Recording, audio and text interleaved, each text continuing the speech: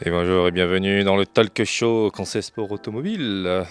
On va bientôt faire des podcasts pour répondre à la question: est-ce qu'une Porsche 911 est-elle surcotée ou sous-cotée? En vrai, on devrait faire des trucs comme ça d'ailleurs. C'est pas une blague. Après, l'intro, tu fais comment? Ah bah l'intro, on va la faire tout de suite. Non, et bien bonjour à toutes et à tous, bienvenue sur cette nouvelle vidéo FAQ. Bienvenue chez Concept Sport Automobile. Il a perdu la main. Évidemment. On va faire un FAQ, quelque chose qu'on n'a absolument jamais fait jusqu'à maintenant dans ce format-là. En tout cas, on teste un nouveau matériel, des micros portatifs qui ne sont pas cravates, histoire d'avoir les mains un peu prises. 1, 2, 1, 2. Et de ne pas s'agiter dans tous les sens afin de répondre à vos questions que vous nous avez posées sur Instagram. Qui commence? Vas-y, commence. De toute façon, on se renvoie la balle. Alors, tu m'as fait une petite liste fantastique. On va essayer de faire les choses proprement. Attends, première question qui est revenue plusieurs fois apparemment. Ta voiture préférée de tout CSA? De tout CSA depuis le début. Bah, les questions, c'est ta voiture préférée. Alors, ma voiture préférée, si c'est hors CSA, ça n'a rien à voir. Non, bah, ta voiture préférée de tout CSA, donc dans le showroom, actuellement, très certainement. Ok. Et puis de toutes celles qu'on a eues. Et toutes celles qu'on a eues. Alors, ma voiture préférée du showroom actuellement, il y en a un peu trop de choix là, en ce moment. Allez, 992 GT3. Okay. Et voiture préférée de tout CSA, de tout ce qu'il y a eu ici, difficile à dire. Allez, on va encore une fois être pas objectif. 991 phase 2 GT3 RS Weissach. Ouais, histoire de rester, tu vois, sur une ligne directrice. D'accord, je vois le truc. Bon, et toi alors, du coup? Parce que je te renvoie la balle quand même, c'est intéressant de savoir qu'est-ce que tu préfères dans ton showroom. Bon, bah, c'est pas objectif non plus. Hein. Et voilà. Voiture préférée de tous CSA depuis le début? Oui. J'adorais. Oui, voilà. Je pense que voilà. Non, mais c'est bien, au moins on est tous les deux sur la même ligne. Impeccable. L'un Lamborghini, l'autre Porsche. Non, après, c'est pas vrai. Alors, il y a une autre voiture qui passe au-dessus si on l'inclut dedans. Alors, laisse-moi deviner. Ta GTR Liberty Walk. Et oui. Voilà. Forcément, la GTR Liberty Walk, comment ne pas la citer? Alors, elle n'est pas derrière nous, mais on a des images.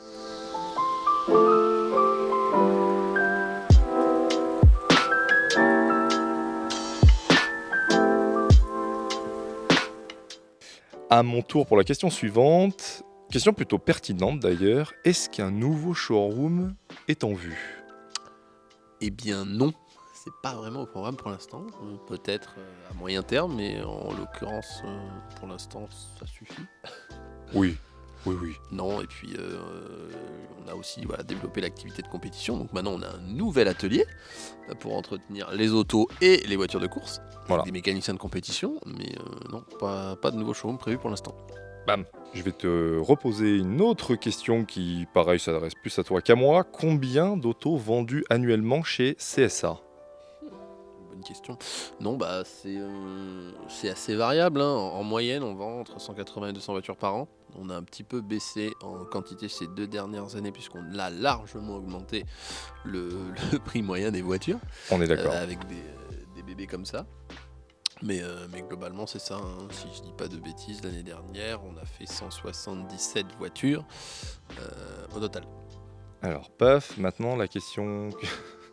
Ça, c'est une question web. Pour moi et pour toi, pour tous les deux, c'est quel est le plat préféré de la Pépino la suite? Oh, poulpe grillée. Je vais même pas en réfléchir. Bah, deux poulpes grillées, s'il vous plaît. C'est clairement le meilleur.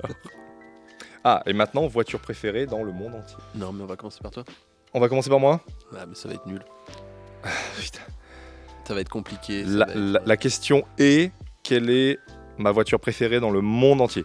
De toutes les voitures incluses. Donc déjà, je me fais tailler. Eh bien, je reste fidèle à mes idées, je reste fidèle à ce que j'ai déjà pu dire ici. Ma voiture préférée, tu le sais en plus. C'est une italienne? Non, ah non, certainement pas. Non, c'est dans la lignée de ce que j'ai dit des voitures préférées du showroom. Oh, un GT? Non, oui, c'est beau, mais non, c'est pas elle. Bon, mon rêve ultime, ma voiture préférée dans ce monde, si vraiment voilà, il fallait rester terre à terre, etc. Enfin, mon but ultime de ma life, c'est une 997 GT3 RS phase 1, orange, avec l'arceau les PCCB, les jantes noires, mais sans les stickers JT3 RS qu'il y a sur le bas de caisse. Ouais, Voilà. Je suis presque déçu. Et c'est ma voiture de rêve quand j'étais gosse. Je suis passé devant chez Porsche à Grenoble à l'époque. Il y en avait une et voilà. Et depuis, c'est resté et j'ai du mal. Alors oui, c'est sûr qu'une Maserati MC12, une Pagani Huayra, Zonda, oui, c'est beau, hein. Mais c'est pas accessible du tout, du tout. Donc non. Oui. Restons terre à terre. S'il fallait pas être terre à terre, Mais oui, on, une on a MC12. demandé ce que c'était ta voiture préférée. On n'a pas dit que ça devait être accessible. Ma voiture préférée, c'est la 990 GT3 RS. Orange, sans bande. Voilà. Bon, et toi, c'est quoi le Graal automobile? Je suis lettres. surpris. 2 lettres? Me dis pas R8. IE. Apollo IE, d'accord, oui, oui, ah oui. Ah oui, je m'en souvenais plus. Là, je claque tout moi pour ça. Une Apollo IE. Il y en avait 2 au Nürburgring il y a pas longtemps, ouais. Ouais, ok, ouais, c'est validé. Bon, pour le coup, là, c'est vraiment une voiture de rêve, ouais, c'est très stylé, très stylé. Ouais. Il va nous vendre le showroom et toutes les bagnoles qu'il y a à l'intérieur juste pour acheter une IE. Ça suffirait même pas, et je pense que même si j'avais les moyens de me la payer, en plus, on refuserait de me la vendre. Bah, c'est tellement exclusif ces trucs-là. Faudrait qu'on en parle un jour d'ailleurs sur un futur podcast. Dites-nous dans les commentaires d'ailleurs si un jour vous voulez qu'on fasse des podcasts. Est-ce que vous voulez qu'on vous parle de cette super voiture? Parle devant le micro. Coûte le prix d'une M4. Hein? Sur l'Apollo? Oui. Ah ouais, d'accord. Alors, on va enchaîner avec une question. Je pense que je suis quasiment certain de connaître la personne qui a posé cette question. Et je vais m'adresser aux spécialistes des reviews. Taille limite pour pouvoir rouler en Lamborghini. Pas la mienne. Tu rentres dans le Huracan? Je rentre très bien dans la Huracan, étrangement. Huracan, je suis super bien. Je suis sûr que jusqu'à 1m95 ça passe tranquille, sans problème. Et vraiment pas désagréable. Mais alors putain, Aventador, quand on avait l'autre avec les baquets, c'était particulièrement chaud. Alors après, il faut savoir qu'ils n'étaient pas réglés au plus bas aussi. Il restait encore un cran pour les baisser, mais j'étais déjà pas très à l'aise. Mais dans celle-ci, tu rentres?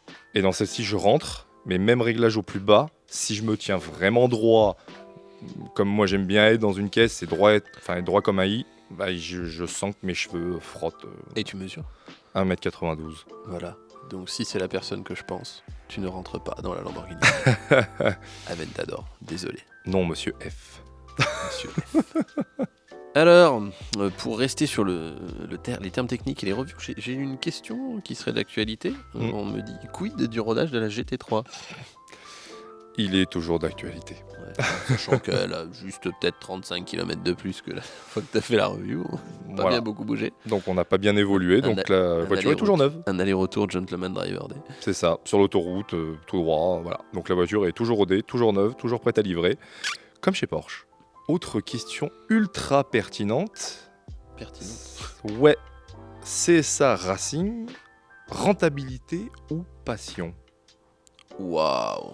Bah alors déjà, clairement on fait pas ce métier-là sans être passionné. C'est pas possible. Je pense que si on dépensait ne serait-ce que la moitié de l'énergie qu'on peut passer en sport automobile dans une autre activité, c'est le succès assuré. Hein. C'est clair. Non, alors après ce qu'il faut savoir c'est que c'est une activité qui est complémentaire à la vente. Hein. C'est pas pour s'amuser, même si on y prend quand même beaucoup de plaisir. C'est une activité qui est complémentaire, qui est avant tout dédiée pour l'expérience client de Concept Sport Automobile, donc la possibilité d'inviter nos clients et prospects sur les manches de championnat de France, qui est le plus beau plateau des circuits français. Et après, effectivement, en parallèle, de toute façon, pour faire vivre une écurie de sport automobile, il y a besoin de dégager une certaine rentabilité. Objectivement, la première année, c'est pas le cas. Il y a besoin de tout construire de zéro, donc forcément, ça demande du temps et de l'investissement. Ouais. Maintenant, oui, le but, c'est que l'activité, c'est qu'il y ait des bruits. Autre question que vous m'avez posée, vous avez été plusieurs. Elle a posé cette question. Est-ce que l'équipe, potentiellement, s'agrandirait de commerciaux, etc. On a eu, je crois, aussi mécaniciens. Enfin, voilà. Donc l'équipe s'est déjà agrandie, puisqu'avec l'activité de compétition, là, maintenant, on travaille avec des mécaniciens qui s'occupent des voitures, aussi bien clients que des voitures de compétition. Mais on a également quelqu'un aussi qui fait un peu de commerce pour Concept Sport Automobile Racing. Mais pour l'activité de vente, prestige, donc des véhicules que vous voyez dans le showroom. Mm. C'est pas un programme pour tout de suite. Pour l'instant, on est déjà pas mal, quoi. Sauf si on change de showroom et qu'on a 3000 mètres carrés. Ouais, alors si je dois extrapoler sur un axe d'amélioration, l'idée serait si on change de showroom, c'est surtout de regrouper dans un même site l'activité le département de compétition et le showroom de vente. Ça serait magnifique. Voilà, Ça serait magnifique. Si vraiment on fait quelque chose, ce sera ça. Il y a il y a de l'info là. Visite du showroom. Et là, je vais répondre. Visite du showroom. Donc Johan va répondre. Johan est en charge des visites du showroom. Je suis en charge des visites de showroom. C'est avec moi que vous conversez très souvent par Instagram, puisque vous me posez des questions sur Instagram pour savoir si vous pouvez passer tel jour à telle heure. Et justement, c'est ce que je demande. Ne passez pas à l'improviste, car vous aurez une chance sur 10 d'avoir la porte ouverte. Car oui, nous travaillons, nous ne faisons pas que des vidéos, nous sommes aussi commerciaux. Donc nous avons des livraisons, nous avons des visites de clients. Donc vous ne pouvez pas passer comme ça à l'improviste. Prenez rendez-vous avec moi, vous envoyez un message sur Instagram, vous demandez la disponibilité, si tel jour, telle heure, ça nous arrange, et on vous répondra oui ou non. Et une question plutôt intéressante. Quelle est la vente ? Elles sont toutes intéressantes, mais celle-ci, elle va être cool parce que du coup, je pense que c'est de l'info vraiment exclusive pour le coup que les gens n'ont jamais vu ni de près de loin. Quelle est la vente qui t'a le plus marqué ? La livraison qui t'a le plus marqué ? En 10 ans de Conseil Sport Automobile. Il y en aurait deux. J'ai envie de dire très rapidement la livraison de d'une des premières R8 que j'ai eues, savoir la deuxième en l'occurrence, que j'ai vendue à un très bon client qui est devenu un ami. Il se reconnaîtra très certainement en regardant la vidéo, qui est venu récupérer l'auto malgré une jambe dans le plâtre. On parle d'une boîte Airtronic le jour de son anniversaire. C'est ouais. Ça c'était chouette, c'était dans le tout premier showroom, on n'avait pas de carrelage, rien du tout, rien à voir. Hein. Ah, c'était brut. Tout petit. Et donc il devait acheter la voiture, puis finalement il s'était blessé, donc il avait dit que finalement il prenait pas l'auto. Et en fait il en voulait tellement que finalement il est revenu sur sa décision, il est venu récupérer la voiture avec un ami, il n'avait pas pu repartir avec parce qu'il avait la jambe dans le plâtre. Super. Et effectivement, le jour de son anniversaire, quoi. C'était chouette. Jolie livraison. Et sinon... si, je sais. Premier Honda NSX qu'on a vendu. J'ai vendu ça. NSX de quelle année ? Une 91, je crois, c'est ça, hein ? Celle développée par Ayrton Senna. Absolument. C'est une auto que j'ai vendue à un monsieur qui est resté client d'ailleurs. C'est pas un client français. C'est un monsieur qui est de Hongrie et qui a rêvé de plein d'autos pendant sa jeunesse. Alors... pourquoi est-ce que je choisis celle-là ? C'est des voitures, c'est du JDM pour la plupart. C'est du CRZ, c'est de la NSX, c'est de l'Integra, c'est de la Supra. D'accord. C'est ce genre de voiture que ce client pouvait pas se payer quand il était plus jeune et qu'il avait moins de moyens. Ouais. Et là, il était arrivé à un moment de sa vie où il avait réussi professionnellement et où il pouvait carrément se permettre de racheter toutes les voitures qu'il a désirées quand il était petit, de la plus vieille à la plus récente. Hein.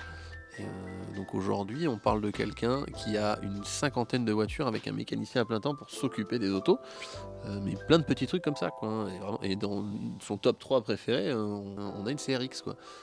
Donc, c'est extraordinaire. C'est improbable, mais ça s'appelle la passion. Des Miata, voilà. Ouais, voilà. Un mec qui aime le JDM, quelqu'un donc, qui apprécie ça. Il a récupéré cette belle NSX, avec un pédigré de malade, qu'on avait racheté à un client de la Haute-Savoie d'ailleurs. Elle était rouge, hein. Absolument. En fait, c'est pas compliqué. Toutes les premières générations, j'ai vendu que des NSX rouges. Oui, c'est vrai. Strictement d'origine, jamais modifié, même pas une paire de jantes, silencieux. Que des belles NSX. C'est vrai que c'est une voiture que j'ai extrêmement appréciée, que j'apprécie toujours. Et alors, question, allez, on va parler argent un peu. Combien à l'époque t'avais vendu ça ?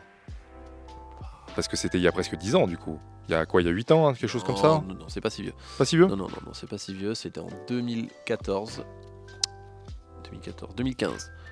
2015, ouais. C'est une voiture qu'on a vendue. C'est une voiture qui avait très peu de kilomètres. Hein. On parle d'une voiture qui avait moins de 40 000 km. Oui, donc waouh.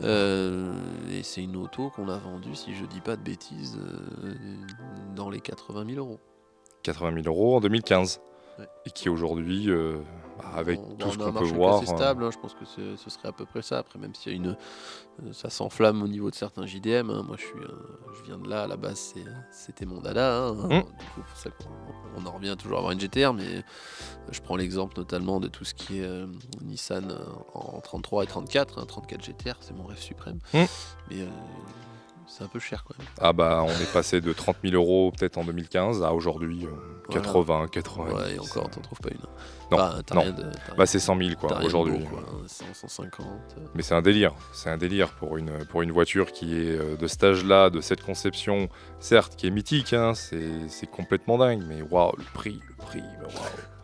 Enfin voilà, bon après ça c'est un choix, mais en tout cas très cool de voir des... Bah, en général c'est les photos qu'on voit passer sur Instagram, etc., où on voit des parterres de voitures qui appartiennent à une seule et même personne, elles sont toutes plus neuves que les autres, et sûrement dans ces photos-là, il y a la NSX que tu as vendue. Certainement.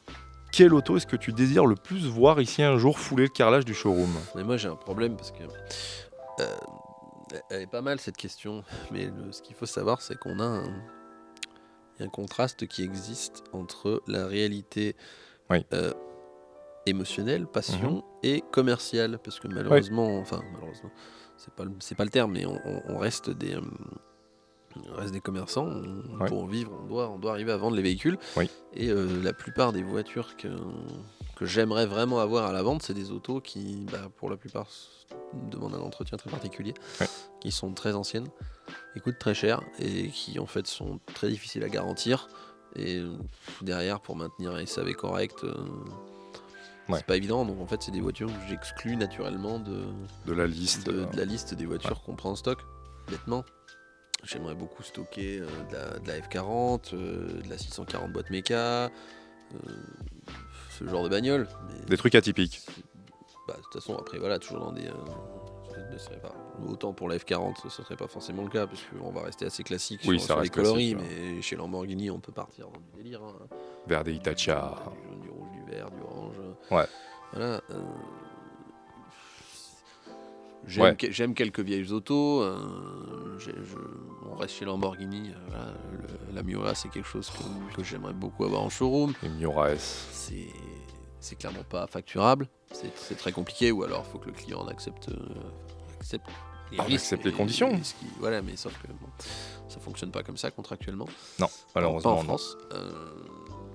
Déraisonnablement. Qu'est-ce qui. Voilà, allez, on s'en fout de justement garantie, etc. C'est quoi le. Alors, truc, après, dans ce cas, on va rejoindre en fait les hypercars. On va rejoindre les hypercars. Hein. Mm. On va repartir sur la Polo. On va partir chez Pagani. Voilà. Ça, c'est clairement. Je pense que c'est le rêve de tout revendeur de véhicules de prestige. Hein. Maintenant, il faut pouvoir les acheter. Les acheter parce que nous, c'est une philosophie primordial. Oui, voilà. C'est un Moi, parti comme pris. ça, c'est obligatoire. C'est forcément des voitures qui sont en stock et qui nous appartiennent. Ouais. Et de les acheter, en plus, il faut savoir les revendre. Et sur des gros moyens comme ça, c'est pas forcément évident. C'est coup de poker, mais voilà. Jusqu'aujourd'hui, ça fait plaisir à nos clients. Nos clients apprécient le fait que ça fonctionne. Les voitures soient ici, chez nous et les nôtres. Et enfin, dernière question de ce FAQ. À quand le prochain événement CSA, etc.